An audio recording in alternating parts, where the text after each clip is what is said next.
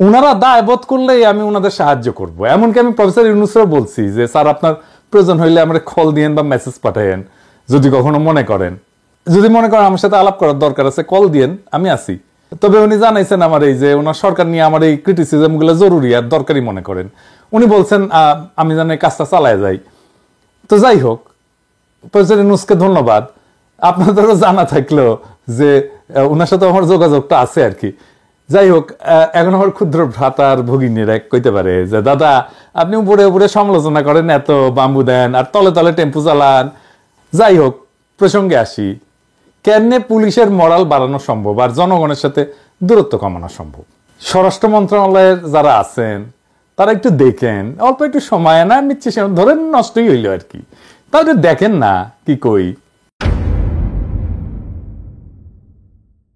এই পরিকল্পনা যদি গ্রহণ করেন, তাহলে এই পরিকল্পনা গ্রহণ করলে এটা ইউনিক মডেল হবে সারা দুনিয়ার জন্য।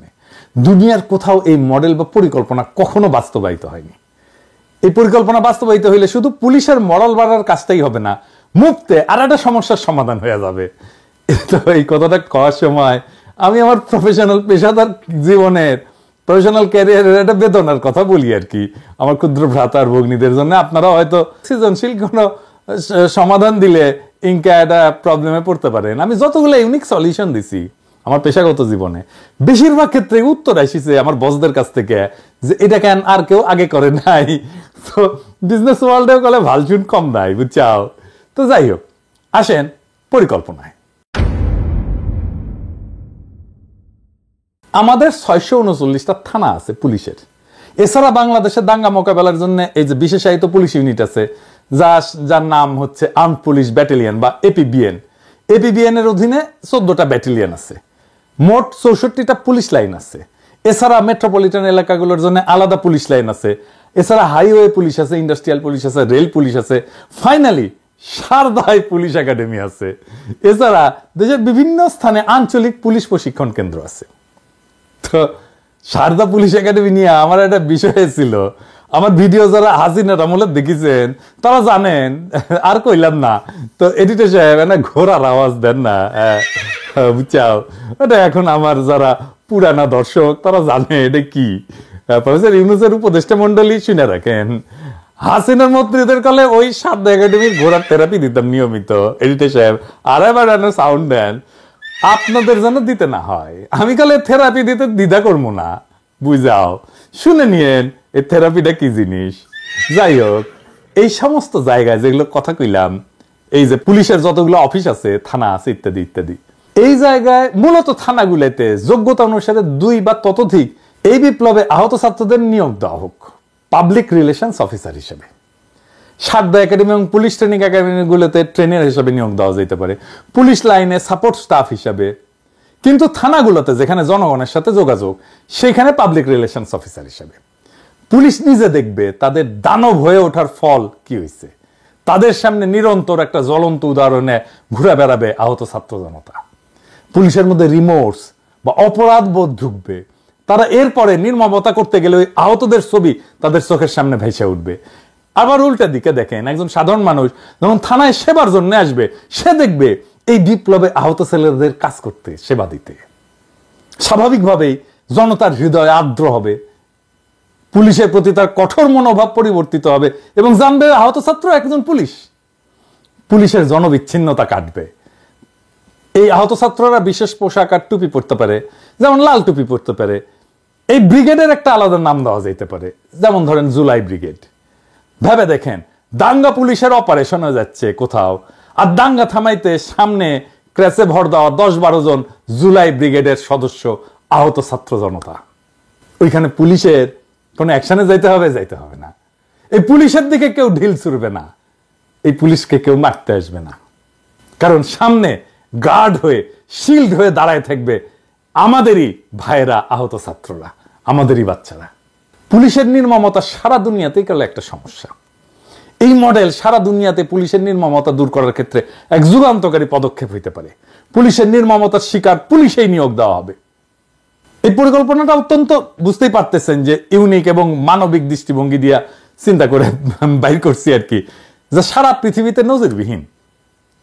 এটা শুধু বাংলাদেশের মতো উন্নয়নশীল দেশগুলোতে না, এমনকি উন্নত দেশগুলোতেও একটা যুগান্তকারী মডেল হিসেবে প্রতিষ্ঠা হইতে পারে। আসেন আমরা দেখি এই পরিকল্পনার ইউনিক দিকগুলা কি কি। 1 নাম্বার, পুলিশ বাহিনীর মধ্যে রিমোর্স বা অনুশোচনা তৈরি হবে। পুলিশ বাহিনীর নির্মমতার শিকার হওয়া ব্যক্তিরাই যদি পুলিশে নিয়োগ দেওয়া হয়, তাদের অন্যায় আচরণের মানে পুলিশের অন্যায় আচরণের প্রতিক্রিয়া তারা সরাসরি দেখতে পাবে। এটা পুলিশের ভিতরে একটা মানবিক মূল্যবোধ সৃষ্টিতে সাহায্য করবে। 2 নাম্বার, আহতদের পুনর্বাসন। এইটা হয়ে যাবে, একটা বড় অংশের পুনর্বাসন হয়ে যাবে এই প্রক্রিয়ার মধ্যে দিয়া, 2 পক্ষেই লাভ। 3 নাম্বার, পাবলিক রিলেশন উন্নত হবে। যেমন আহত ছাত্র বা নাগরিকদের পাবলিক রিলেশন অফিসার হিসেবে নিয়োগ দিলে সাধারণ জনগণের কাছে পুলিশের ভাবমূর্তি পরিবর্তিত হবে। থানায় গিয়া মানুষ সেবা পাওয়ার সময় আহতদের দেখা পুলিশের মানবিক দিকটা উপলব্ধি করবে। 4 নাম্বার, দাঙ্গা মোকাবেলার নতুন কৌশল।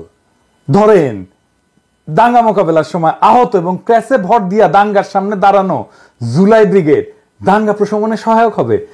এরা তো সাহসী ছেলে, এরা তো দাঙ্গার সামনে দাঁড়াইতে ভয় পাবে না, ওইখানে যেই তো তারা আহত হয়েছে। এবং তাদেরকে যখন সামনে দেখবে তখন এই পুলিশের উপরে থেকে ঢিল ছুড়বে না। এই কৌশলে পুলিশকে সহিংসতা ছাড়া পরিস্থিতি নিয়ন্ত্রণে সাহায্য করতে পারে। 5 নাম্বার, বিশ্বব্যাপী পুলিশের নির্মমতা সমস্যার সমাধানের মডেল হিসাবে এটা দাঁড়ায় যেতে পারে। আমেরিকা, ইউরোপ, এমনকি অন্যান্য দেশে পুলিশের নির্মমতা একটা বড় সমস্যা। এই মডেল সেখানে গ্রহণযোগ্য হইতে পারে। রেস্টোরেটিভ জাস্টিস প্রোগ্রাম বলে একটা মডেল আছে, যাতে নির্যাতিতদের সাথে অপরাধীদের সামনাসামনি বসানো হয়, যাতে অপরাধীরা তাদের কর্মের প্রভাব বুঝতে পারে। কিন্তু আমি যে প্রোগ্রামের পরিকল্পনা দিলাম আর কি এতক্ষণ ধরে, এটা কিন্তু রেস্টোরেটিভ জাস্টিস প্রোগ্রামের মতো না। আমি বলতেছি সরাসরি পুলিশ বাহিনীতে আহতদের নিয়োগ দিতে হবে। এই পরিকল্পনা প্রভাব কি পড়তে পারে? 1 নম্বর প্রভাব, পুলিশের আত্মসমালোচনা এবং অনুশোচনার সুযোগ তৈরি করবে। এটা তো তৈরি হয় নাই, এটা আমাদের তৈরি করে দিতে হবে।